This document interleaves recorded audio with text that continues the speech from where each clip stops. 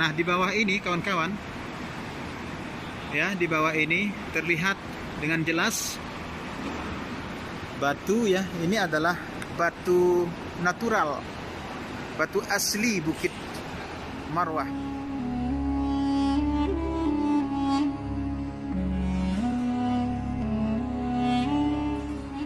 Assalamualaikum warahmatullahi wabarakatuh. Rekan-rekan sekalian, saat ini saya berada di lantai 1, ya, tempat pelaksanaan sa'i atau mas'a.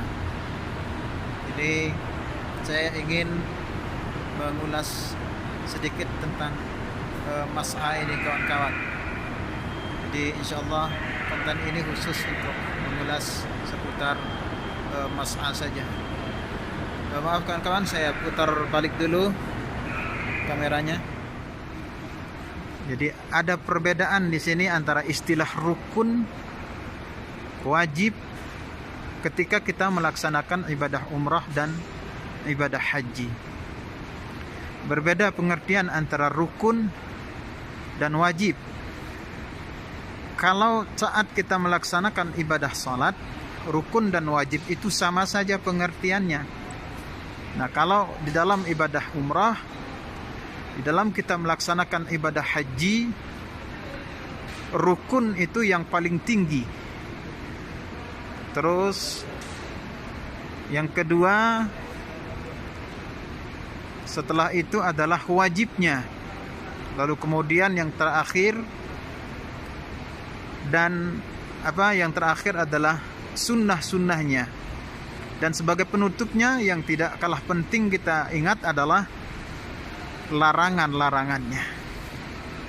Jadi kawan-kawan sekalian, inti yang kita lakukan di dalam kita melakukan ibadah umrah ataupun ibadah haji itu ada 4 perkara, yaitu rukun-rukunnya, rukun-rukun haji atau rukun-rukun umrah,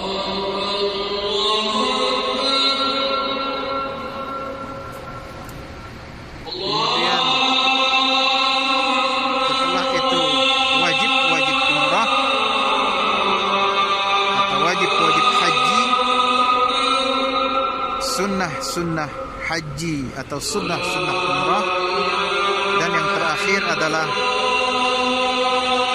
larangan-larangan haji atau larangan-larangan umrah. Ini azan asar, kawan-kawan. Azan asar.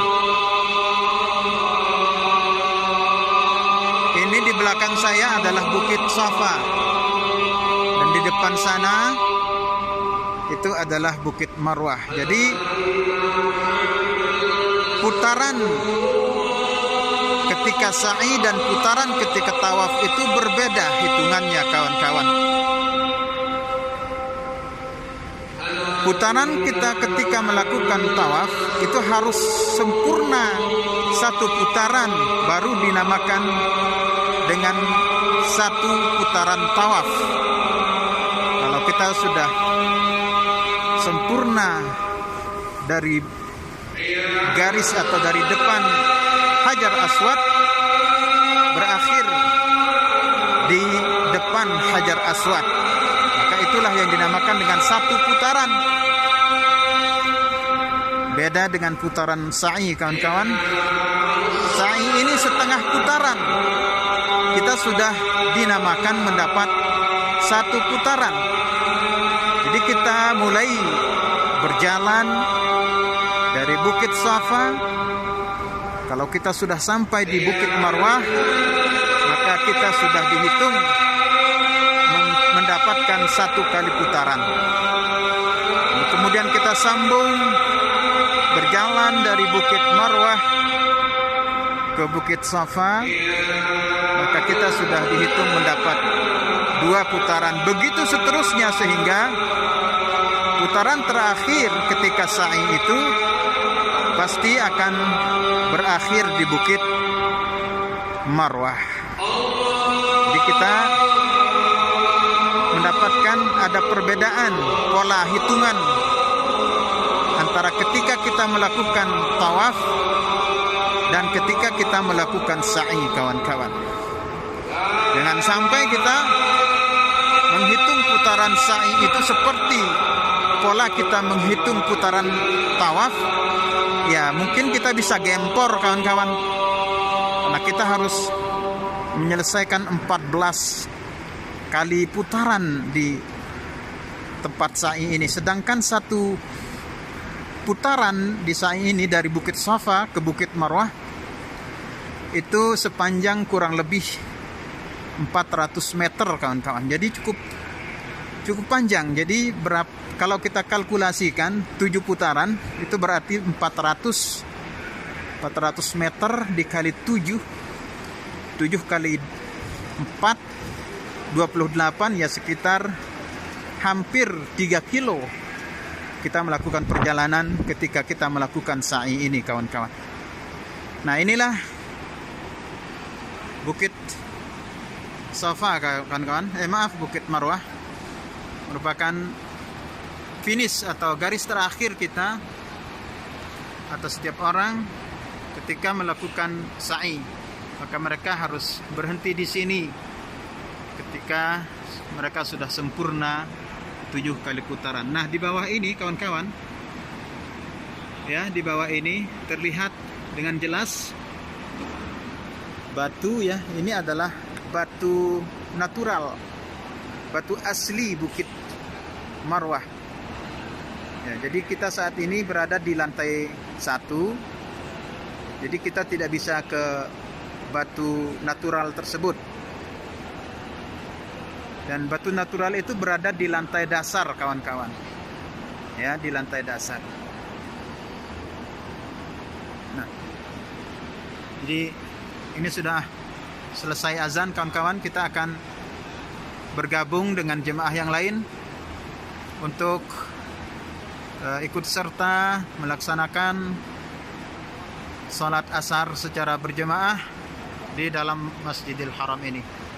Baik, kawan-kawan, sampai di sini dulu liputan singkat tentang sa'i ini.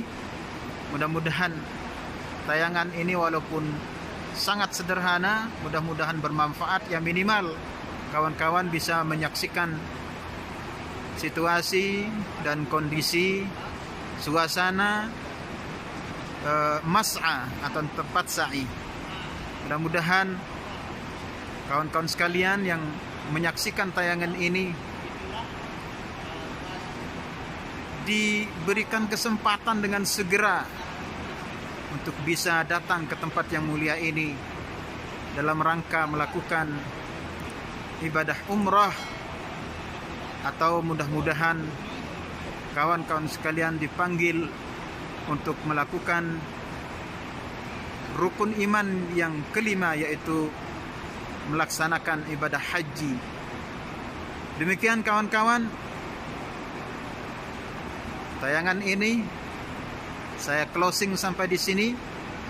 Wabillahi taufiq wal hidayah. Wassalamu alaikum warahmatullahi wabarakatuh.